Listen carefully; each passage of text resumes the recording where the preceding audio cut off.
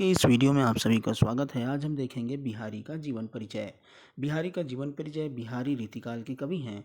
बिहारी रीतिकाल के कवि हैं। बिहारी रीतिकाल के अंतर्गत रीति सिद्ध काव्यधारा के कवि हैं और इनका जन्म 1595 ईस्वी में गोविंदपुर में हुआ था, जो कि ग्वालियर के पास है। और इनके पिता का नाम केशव राय है और इनके एक एक दोहे को साहित्य का रत्न कहा जाता है। इनके ग्रंथ का नाम बिहारी सतसई है। ये एक ही रचना लिख करके ये अमर हो गए हैं। इनके ग्रंथ का नाम बिहारी सतसई है।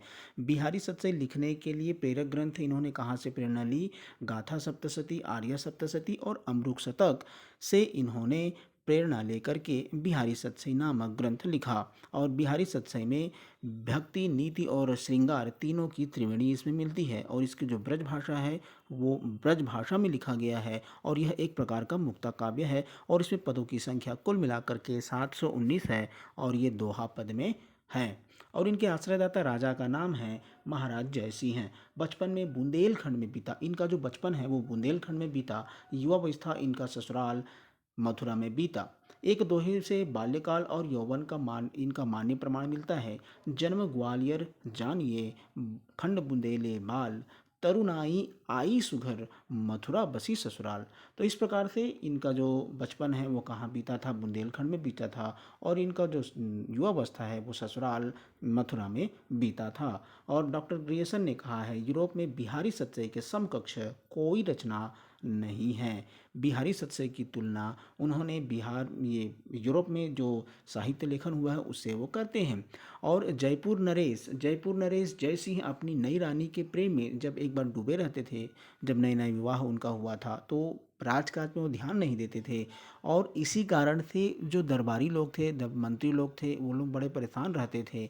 तो तब यहाँ पर बिहारी ने एक दोहा राजा के पास पहुँचाया और कहा, नहीं पराग नहीं मधुर मधुर, नहीं विकास इहें काल, अली कली हिस्सा बंधियो आगे कौन हवाल।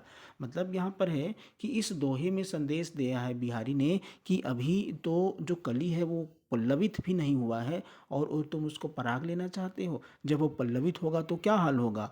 ऐसा करके उन्होंने भेजा। फिर राजा को समझ में आया। उसके बाद फिर राजा जो है अपने राजकाज में वापस आए। इस छोटे से दोहे के कारण राजा ने अपनी गलती को ध्यान हुआ। फिर वो आकर के अपने राजकाज संभालने लगे। महाराज जयसिंह बिहारी से बहुत ज़्यादा प्रभावित थे और उसके काव्य कुशलता से बहुत ज़्यादा प्रभावित थे।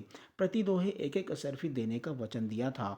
प्रति दोहे एक एक असरफी जो है बिहारी को प्राप्त होता था। और पर्याप्त धन और पर्याप्त यश इन्होंने कमाया था। किसने? बिहारी ने।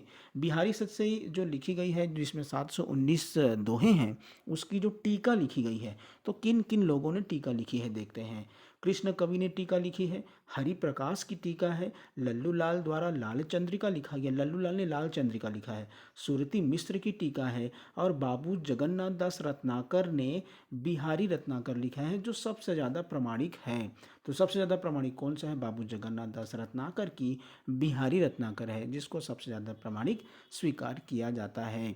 आगे आता है, बिहारी को दोह में इतनी ज़्यादा मारक शक्ति थी, इतनी ज़्यादा मारक शक्ति होती थी कि इसीलिए किसी ने कहा है, सतसैया के दोहरे जो नावक के तीर, देखन में छोटे लगे घाव करे गंभीर। तो ये बिहारी की दोहे की इतनी ज़्यादा क्या थी? शक्ति थी। और इसी कारण से बिहारी को गागर में सागर भरने वाला कवि कहा जाता है। बिहारी को ऐसा क्वेश्चन आता है कि किस कवि को गागर में सागर भरने वाला कवि कहा जाता है, तो आप बताएंगे बिहारी को। और क्यों कहा जाता है उसके बाद फिर आप क्या बताएंगे। इन्होंने जो जो इनके काव्यगत विशेषताएं थी जिनके कारण से इनको सब आप पॉइंट टू पॉइंट बताएंगे।